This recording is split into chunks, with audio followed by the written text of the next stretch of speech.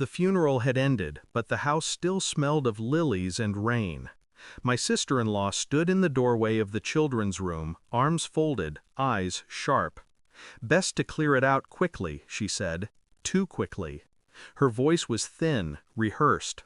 For everyone's sake. She wanted the toys gone, the drawings torn down, the little girl's world erased before the dirt on her grave had even settled. I nodded, silent. Grief makes people strange, I told myself. But the way she hovered, pressing me to hurry, made my stomach knot. I started with the books, stacking them with surgical neatness. The room felt heavy, as if the air itself resisted me. My hands touched every object with a kind of reverence, until my fingers brushed the folded scrap of paper tucked beneath a pillow. My niece's handwriting, shaky, desperate. "Uncle, if you're reading this, look under the bed right now." The room tilted. My sister-in-law's footsteps shifted behind me, waiting, watching. I crouched slowly, forcing my face calm. My heart was thunder, but my hand moved steady, slipping into the darkness beneath the bedframe. And I found the first crack in the lie. The shoebox was sealed with tape, the edges ragged from a child's hands. Inside, photos, drawings, notes, each one marked with a shadow I'd never seen before. My niece had drawn herself, standing between her mother and a man who wasn't me, wasn't my brother, wasn't anyone I should have recognized. But I did. The face was too familiar. Our neighbor, the one who smiled too easily at family dinners, who always arrived before my brother got home from work. The drawings were not innocent sketches. They were warnings. A child's attempt to say what no one would let her say aloud. My throat closed. I didn't want to believe it. My sister-in-law's urgency to erase everything now tasted of panic. Her eyes had lingered on that bed too long. She knew. She feared this box. I sealed it shut, placed it back where I found it, and rose as though nothing had changed. But inside me, a blade had been sharpened. I became an observer, quiet, detached.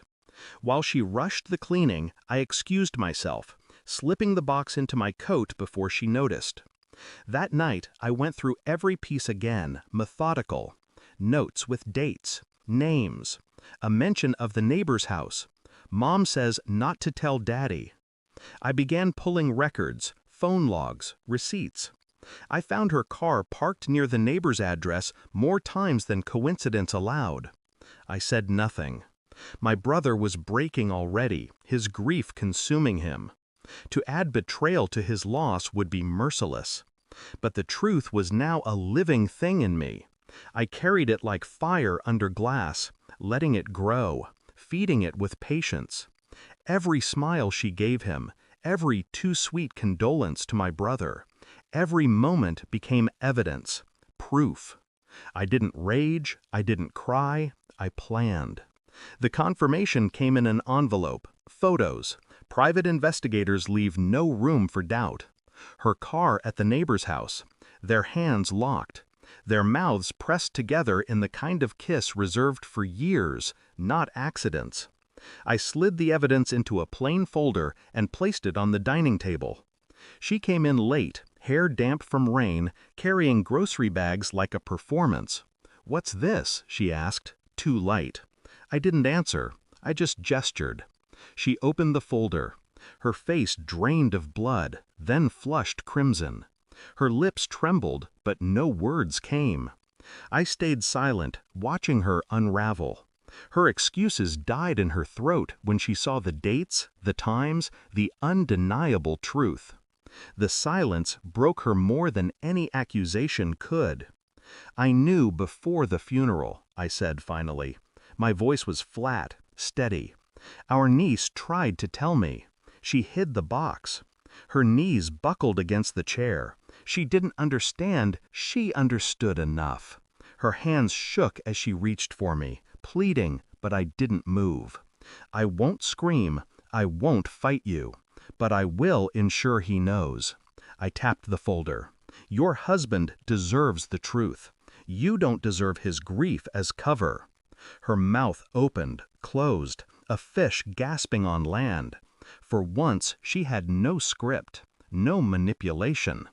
I turned away, leaving her with the evidence spread across the table like her own autopsy report. The next morning, I gave the folder to my brother. I didn't stay to watch him read. I couldn't. But I heard the sound hours later, his voice breaking, not from loss of a child this time, but from the death of trust. I walked out of that house and didn't look back. Grief had made me hollow, but betrayal had carved me clean. I no longer carried her lies. I carried only truth. Cold, heavy, final. And in that weight, I found a kind of clarity. Sometimes survival isn't about holding on. It's about letting rot be exposed to the air. The grave was hers now, though she still breathed. Thanks for watching. Don't forget to like, share, and comment. Subscribe now to Cheating Stories Insight World for more amazing stories.